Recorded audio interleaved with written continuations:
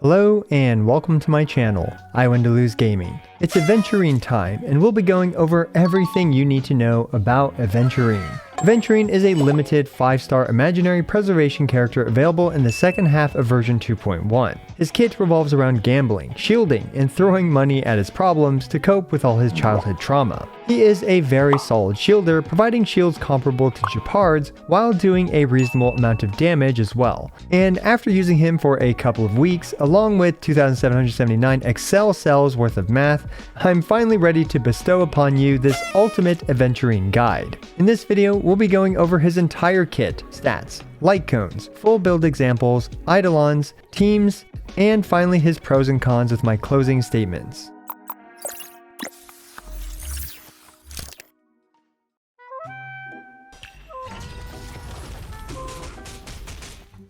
Cashing in on his basic attack first,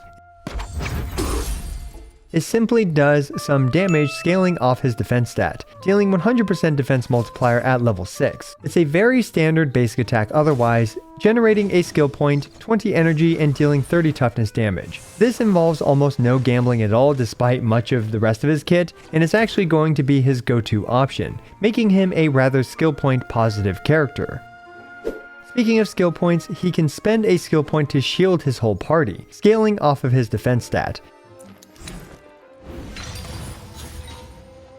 It can also stack up to double the base shield value of his skill. It lasts for 3 turns, and recasting it also refreshes its duration. With 4,000 defense, his skill provides a very healthy 1,280 shield to the entire party, and it can go up to a maximum of 2,560 shield. From my experience of using and abusing him, 4,000 defense shields at talent level 10 has provided me enough shields to keep my team healthy in pretty much any content that I put him in. Next we have Aventurine's talent, which is quite the loaded dice, and it contains his follow-up attack. Aventurine has these blind bets, where he needs 7 of them. Once he gets 7 of these blind bets, he'll immediately launch his follow-up attack, which rains coins on the enemy's heads, dealing 7 single target hits, with each hit dealing 25% defense at trace level 10. The hits are targeted at random enemies, and each hit also generates 1 point of energy. In total, 7 hits deal a very respectable 175% defense scaling multiplier and generates 7 energy. Now, how does Aventurine get these blind bets? Well, anyone with Aventurine shield getting hit by an enemy generates 1 blind bet. Aventurine getting hit also generates 1 additional blind bet. For example, if one of his teammates gets hit, he'll gain 1 blind bet. But if he gets hit, he gets 2 blind bets. And if everyone in the party gets hit by an AoE attack, he'll get a whopping 5 blind bets. Another way for him to get blind bets is if an ally performs a follow-up attack. Each follow-up attack that an ally does will generate 1 blind bet, and up to 3 blind bets can be generated via ally follow-up attacks per Aventurine turn. Lastly, Aventurine's ultimate generates 1 to 7 blind bets, very fitting of his gambling nature. And it's worth noting that taking dot damage at the beginning of an ally's turn does not generate any blind bets. But wait, that's not all. His follow-up attack is basically an entire 4-star character's kit, because it also generates a small but very reasonable amount of shield for the entire party when he uses his follow-up attack. The ally with the lowest amount of shield will get double this amount as well, and it refreshes his shield's duration for good measure. This is why Aventurine can usually get away with just spamming his basic attack. His free follow-up attacks are generally enough to keep your team healthy, while also maintaining 100% uptime on his shield's duration. Not only that, but it deals non-negligible to good damage depending on his build. It is RNG dependent though, but despite how random it can be, I found it to be overall very reliable. Phew, okay, we can finally move on to Aventurine's ultimate.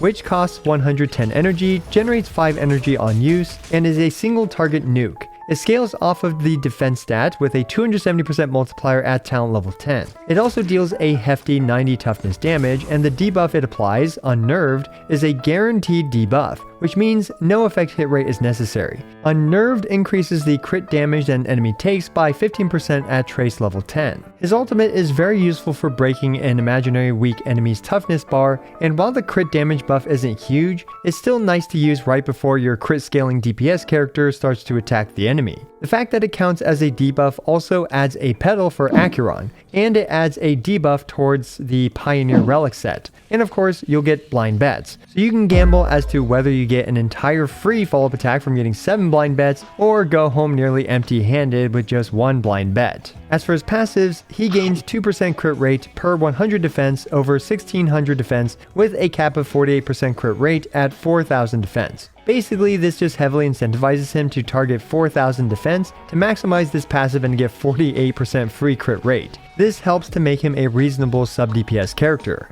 And while this is part of his talent, personally I just consider it a passive, but he provides everyone who has his shield 50% effect resistance. An added bonus that this provides is that it enables broken keel on his teammates without needing a bunch of effect res substats. Admittingly, 50% effect resistance is pretty unreliable, but when an ally does resist an effect, it does feel good, and it is viable to get some characters to 100% effect resistance to fully resist all statuses. Generally, it's not worth targeting 100% effect resistance, but if you can pull it off, good for you. He also provides himself 1 full crowd control resist with a cooldown of 2 turns.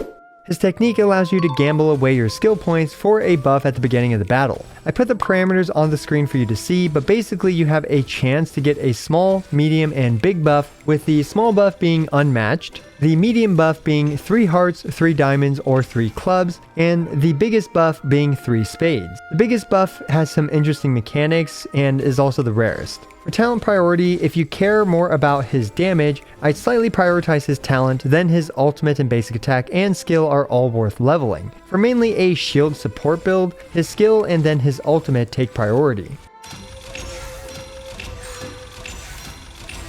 Let's talk about his stats next. First, target 4k defense. Generally speaking, after 4000 defense, then you focus on crit substats. Because of 48% crit rate from his passive, he tends to need much more crit damage, but do still try to keep his crit ratio at the golden 1:2 crit ratio. Here are a few example main stat setups. With 4-star light cones, you'll generally want defense body, defense sphere, speed boots, and defense rope. For example, with the free-to-play friendly Destiny's Threads for Woven at Superimposition 5, you'll still need on average 9 defense substat rolls to reach 4000 defense. The second part of this chart shows with his signature light cone, the inherently unjust destiny as Superimposition 1. Because of the high base defense and defense percent, we're able to get away with a crit damage body, imaginary sphere, speed boots, and a defense percent rope, albeit with a slightly unreasonable 12 defense percent substat rolls to reach 4000 defense, hence why it's in red. Replacing the crit damage body simply reallocates defense substats to crit substats instead,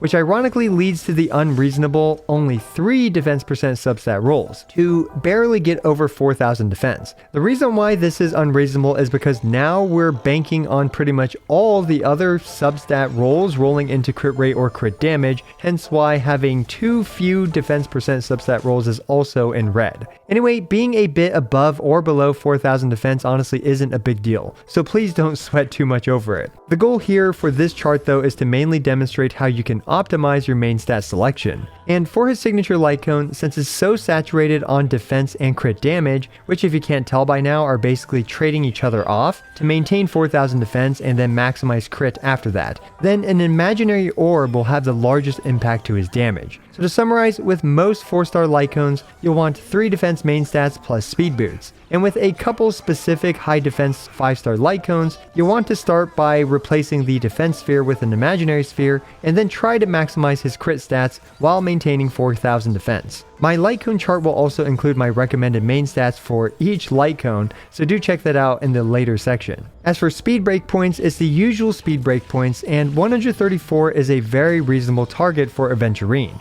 Especially since he already has a high base speed stat of 106, you only need 2 speed substat rolls to reach 134 if you use speed boots. So why should you use speed boots? Generally speaking, I do recommend speed boots over defense boots, as the extra speed allows Aventurine to generate more skill points, use his shield more frequently as necessary, and even provides the small benefit of becoming more resistant to crowd control due to his passive's cooldown, and it allows him to use his ultimate more frequently to support the team better. However, there are a couple situations where defense boots are good as well, such as providing thicker shields and dealing overall a bit more damage. As for the rope, defense percent is recommended in most situations. While energy regen rope can lead to some 3-turn guaranteed ultimate setups, these setups are not skill point friendly. Overall, defense percent rope with generally 4-turn ultimates is more consistent, but despite me generally recommending defense percent orbs, I do have a couple builds in the build section that utilize an energy regen rope, so do stay tuned for that. As for substats, defense percent is the most important substat until you hit 4000 defense. After that, a couple speed substats to hit 134, and then crit should be your priority after that. Effect resistance is never bad, although it's unlikely you'll get status twice in a row within 2 turns. Flat defense is also usable as well. For his 4-piece relic sets, fortunately he's surprisingly flexible. This chart is for the Destiny's Threads light cone. The 2-piece Knight plus 2-piece Ash Blazing is a great, well-balanced option. The 4-piece Knight of Purity Palace is also a good option as well, providing thicker shields. And of course you can mix and match various 2-piece set bonuses like the 2-piece Wastelander, 2-piece Messenger, 2-piece Pioneer, so on and so forth. All of these are viable on him. Finally, there's the 4-piece Pioneers, which is situationally his best DPS option, especially with his signature light cone. However, unless you know what you're doing with this set, I'd advise against using it. It's also teammate dependent, like for example, he really enjoys having Topaz with this set, so do keep that in mind. For his 2-piece relic sets, his best damaging option is the inert Salsodo. He can even use the 2-piece Penacony to boost a fellow imaginary DPS character's damage. And lastly, he can use the Bellabogs for the 15% defense, although keep in mind that it's not worth building effect hit rate for this thing's passive. And while I didn't include it in this list, you can absolutely run something like Von Wax for very specific speedy build setups. As for his light cones, well, if you enjoy gambling for his signature light cone, his signature light cone is his best option. This thing is a juggernaut, having the highest base defense stat with 40% defense and 40% crit damage, and his follow-up attack applies a 10% increased vulnerability debuff to the enemy. While the debuff does have a 100% base chance to apply, since each hit of his follow-up attack can apply this, it's exceedingly unlikely, especially against a single target, for it to fail to apply this debuff, especially with a couple random effect hit rate substats which you'll probably have. It also deals around 42% more damage than his best damaging free-to-play option, the Destiny's Threads Forewoven. Still, don't feel pressured into pulling for his signature light cone, because Aventurine is perfectly usable even with something like the Destiny's Thread Forewoven. Speaking of which, overall his best free-to-play option is the Destiny's Threads Forewoven, specifically for a sub-DPS build. It is a bit challenging to get 9 defense percent substat rolls to hit 4000 defense. And your stats will probably look like this with a pretty lopsided crit ratio, but nonetheless, it's still a very solid option for sub DPS purposes. However, if you don't really care about how much damage he does, the Textures of Memories and the Day 1 of My New Life are good free-to-play options for a pure shield support build. And if you were lucky/unlucky enough to get the Moment of Victory, well, it's also a good light cone for him as well. While its buff is active, you can theoretically even swap both the body and the sphere with a lot of defense percent substat rolls and still maintain 4000 defense. However, when its buff is down, you'll need at least 2 defense percent main stat pieces, so generally speaking, I recommend having 2 defense percent main stats for this light cone. Then we have the Concert for 2, the new gacha exclusive 4-star light cone, which is honestly a consolation prize for those who gambled for a signature light cone and didn't get it. It's a decent option, and I'd use it at Superimposition 3 or so over the Destiny's Threads Forewoven, but in my opinion it's not really worth pulling for, although it does make it a little easier to build him because it has defense percent on it. The last option to consider is the Trend of the Universal Market, but it is very niche, exclusively to generate petals for Acheron.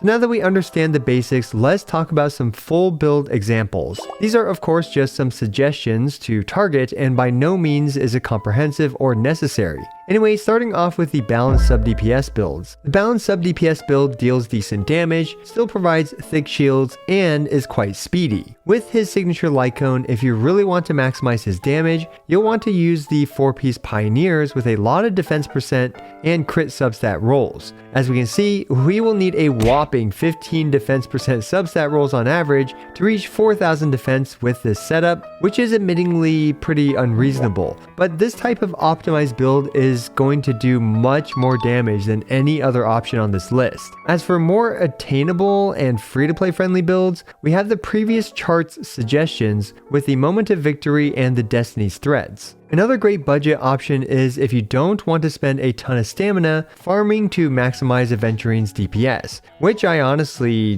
don't actually recommend spending a bunch of stamina for most free-to-play players for Aventurine himself. And if this is the case, well, you can simply go for a no farm sustain build. For example, a 4-piece Knight build with proper main stats and literally 2 speed substat rolls is all you need for him to be an incredible shielder, and this will barely cost you any stamina in comparison to the sub DPS builds above. The damage he deals with these builds is much lower because you won't really have many crit substats, but he'll still be very useful as a shielder first. In fact, with this build, since you don't care about his offensive stats too much, just get as much defense as possible, and you can even go over the recommended 4,000 defense to get even thicker shields. This is a great starting build for your Aventurine. Then we have a couple builds to support his Queen Acheron.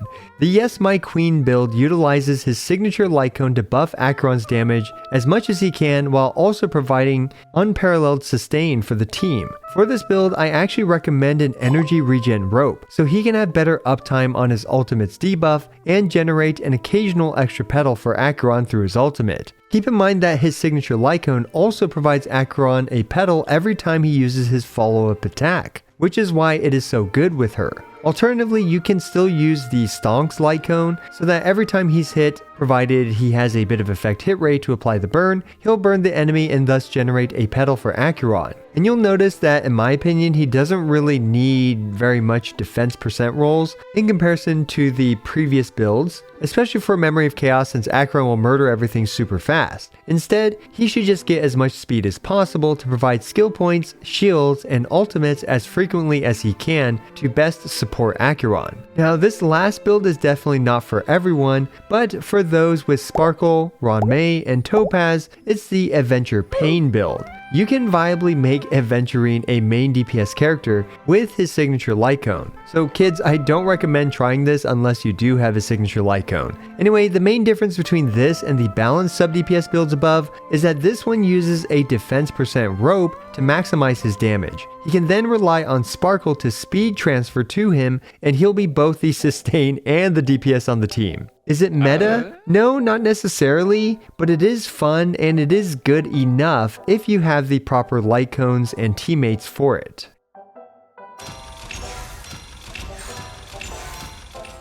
And really quick, we of course have his Eidolons and pull priority. Personally, I highly recommend going for his signature light cone before his Eidolon 1. It's a massive damage increase and provides the very valuable utility of applying a vulnerability debuff on his follow-up attacks. His Eidolon 1 is good as well, providing 20% crit damage to everyone protected by a shield, and his other Eidolons are of course good, with his E4 and E6 turning him into an actual exceptional DPS character, but that's only for those that are as rich as he is. Let's talk about Aventurine's teams. So this team, the Adventure Free team, is pretty good for free-to-play players because it's going to be a pretty solid single target DPS team with Dr. Ratio, Aventurine, Tingyuan, and Pella. Not only does Aventurine function as the sustain on this team, he is also a decent sub DPS character, and he will gain additional blind bets thanks to being on the same team with Dr. Ratio. The next team is the IRS team, which consists of Aventurine, Topaz, Dr. Ratio, plus a Harmony or Nihility character that can buff multiple DPS characters' damage. Needless to say, there's just tons of follow-up attacks flying all over the place with this team, and you're going to have a good fun time using this team if you do have the characters needed for it. The next team is an Acuron support team where his job is just to support Acuron. His damage here doesn't really matter, and he can be here just to generate skill points, apply debuffs, so on and so forth in order for Acuron to do tons of damage. And the thing about Aventurine is that he is just super flexible. He is just a great sustained character. And for example, with Qingque does have a follow-up attack in one of her Eidolons, which can provide him a few additional blind bets, which will help him support his team a little bit better. But that goes without saying that he works just fine in a team without any follow-up attacks at all. Like, he can even be a perfectly great preservation character for Dan Heng Imbibitor Lune, providing him skill points and occasional shields as necessary. My point is that like most top tier sustained characters, he can literally be on any team that just needs someone to keep them alive. Now, speaking of follow-up attack characters, here is a list. And one more quick note is that you will notice that I have put Aventurine in the middle of all of these teams. Because the shield that he provides is quite thick and he is a preservation character, thus having higher aggro, you can put characters next to him that also enjoy taking hits in order to gain more energy right next to him. This way, not only will he be a magnet for blast type attacks to generate energy and additional blind bets for himself, he will also help generate energy of his adjacent allies because they will be hit by the blast attack. And one quick note is that with Acuron, since she literally doesn't benefit from getting hit by the enemy, you can put her on the side. Another character that he synergizes very well with is Clara. Because Clara is able to spam a bunch of follow-up attacks every time she is attacked, and Aventurine provides her the shield necessary for her to stay alive, Aventurine will also spam more follow-up attacks thanks to Clara spamming more follow-up attacks, so you're just going to be spamming tons of follow-up attacks, and it is a good old time. So yeah, as we can see, Aventurine is an extremely flexible character when it comes to team building. Let's go over Aventurine's pros and cons and whether or not you should pull for him. Aventurine is without a doubt all you need for a solo sustained character. His shields can rival those provided by Gepard, and he doesn't even need his ultimate to create his shields. Aventurine can reliably provide 100% uptime on his shields to the whole party, and he can even remain skill point positive while doing so. In many situations, Aventurine can even be a +1 skill pointer every turn type of character, which are admittingly pretty rare. Alternatively, Aventurine can spend skill points to make thick shields to keep your team healthy, so he has incredible flexibility in this regard. Unlike the other sustainers, he deals non-negligible damage and can even be a powerful sub-DPS character. He has amazing synergy with lore-accurate teammates like Topaz and Dr. Ratio as well. Honestly, I think lore-accurate teams are a bit few and far between, and personally I'd like to see more of them. But despite this, of course he is not beholden to his fellow IRS teammates, and he's still great as just a universal sustained character. Shields by design are also especially good with low HP squishy characters, and his ability to constantly refresh the duration of his shields makes him much more compatible with fast characters than Gepard is. Speaking of speed, Aventurine has high base speed for a sustained character. He also definitely doesn't need his signature light cone to provide a lot of value to your account. He's also great at breaking imaginary weak enemies and provides effect resistance to the whole team, which enables the broken kill for his teammates. And personally, I think he'll be future-proof and will always have a spot on a follow-up attack team. But that's not to say that gambling is all sunshine and rainbows, because Aventurine certainly does have his cons. Despite his great shields, you're still not invincible. I've had a couple run-ins with bad RNG where a teammate almost died as well. Unlike Luocha or Bailu, who have automatic panic buttons, Aventurine doesn't really have this outside of gambling for some blind bets with his ultimate. As such, the RNG in his kits can be quite annoying at times, as he's reliant on not just the random number of blind bets generated by his ultimate, he's also reliant on who the enemy hits for additional blind bets. And naturally, being a shielder, he cannot heal the damage that makes it past his shields. He also doesn't have much synergy with dot teams due to his crit damage boost debuff being useless with dots,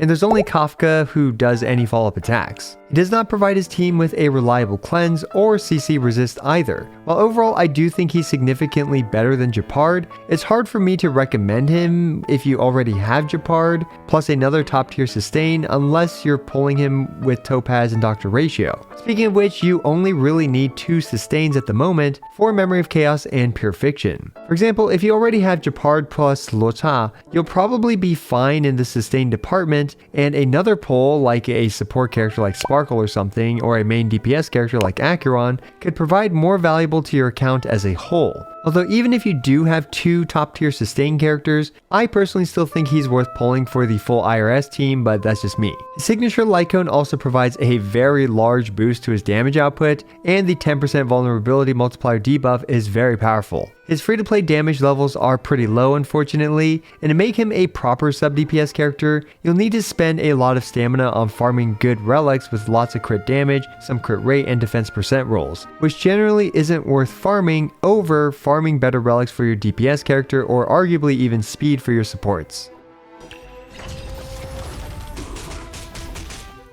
Overall, I think Aventurine is a solid 7 out of 10 character as a general sustained character, and he's a 9 out of 10 for follow-up attack teams like with Topaz and Dr. Ratio, and probably I would give him an 8 out of 10 with Acheron. It's honestly hard to go wrong with him, especially if you need a second top tier sustain character or if you just want to build an IRS team. Let me know if I missed anything down in the comments below. As always, I appreciate every single one of you. This is I Want to Lose, signing out.